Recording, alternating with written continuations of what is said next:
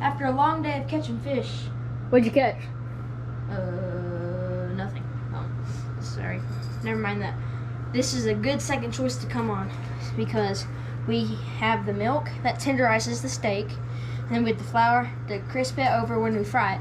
So that's a good second option to do deer steak. If you ever tried it, try it. It's good. So we got the fryer here. Gotta keep it nice at 400 degrees, and then we'll dip the steak in, and then it'll be nice and crispy.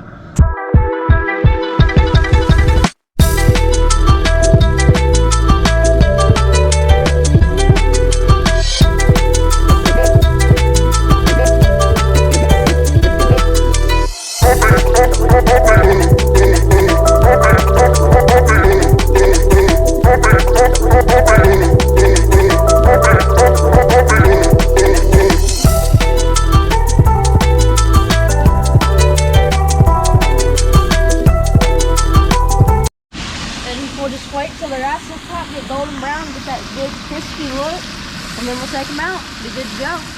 So now here we are pulling out the deer steak, nice and crispy. Gotta let it drain a sec, and then we can put it into the tray. There it is, nice and crispy. This would be good, a good meal, very good meal.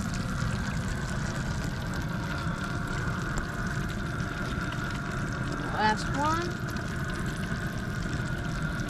Drain just a little sec, and you're done.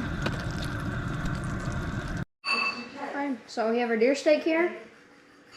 It's nice and crispy. Tear it in half. Cheers. Hot. Kind of is, but this stuff right here, it hits the spot. If you never had it, super easy how to make it. We showed you pretty quick tutorial, but you gotta try it.